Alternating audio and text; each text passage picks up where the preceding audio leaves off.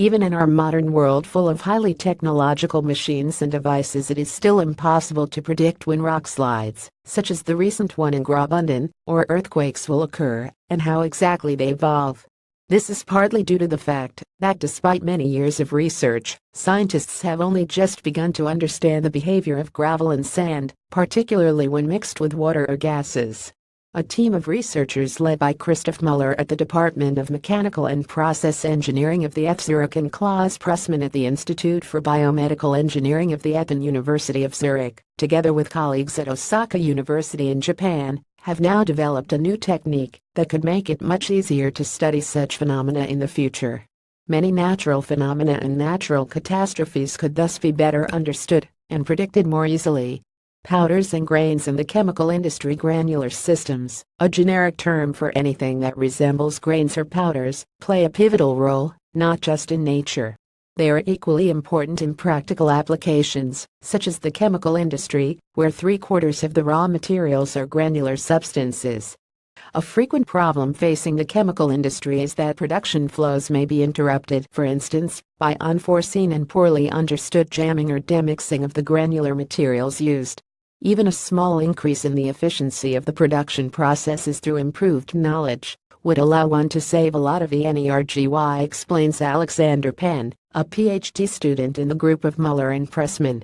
However, when trying to understand what happens, for instance, when different particles are mixed together or made to interact with gases in cycled fluidized beds, one faces a serious problem. Granular systems are opaque, which makes it very difficult to learn anything about the exact spatial distribution and motion of the particles. Medical technology aids studies of granular systems. To overcome this obstacle, scientists have reintroduced a technology into physics research that, nowadays, is mainly used in medicine: magnetic resonance imaging (MRI), which is well known for the narrow tube patients need to go into to be examined. Magnetic resonance imaging uses radio waves and strong magnetic fields to first align the magnetic moments of certain atomic nuclei inside a tissue or material. These can be visualized as tiny compass needles. Thereafter, the atomic nuclei lose their alignment, and in doing so, they themselves emit radio waves that can be measured. Finally, the results of those measurements are used to create a three-dimensional image of the positions of the atomic nuclei in the material. In their new experiments, recently published in the scientific journal Science Advances, the researchers at ETH added a number of radio antennas to a commercial MRI device and analyzed the measurements using special software. This allowed them to measure the internal dynamics of granular systems 10,000 times faster than had been possible before. For that purpose, the scientists developed special particles consisting of an oil droplet covered in agar measuring 1 millimeter in diameter that produced a particularly large and sustained magnetic resonance signal. They used them, amongst other things, to study what happens when a gas flows through granular systems. The gas flow causes the granular medium, which is usually solid, to behave like a fluid. In such fluidic granular systems, gas bubbles can rise, split up or merge.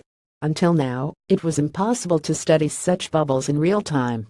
The new measurement technique developed by the Zurich-based scientists allows one to take pictures of the inside of granular matter with a temporal resolution of less than 1/100th of a second.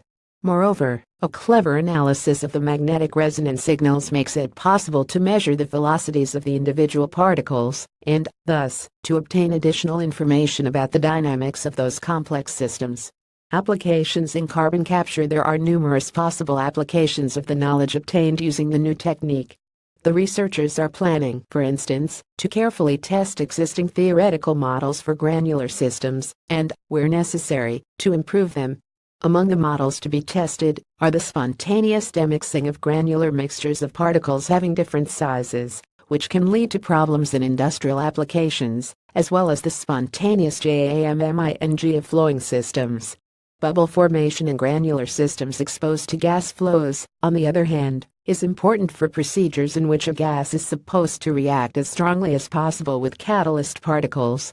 Such procedures are used, for example, in carbon dioxide capture, which in the future might be used to counteract climate change. A better understanding of the physical processes involved could lead to higher efficiency and considerable energy savings.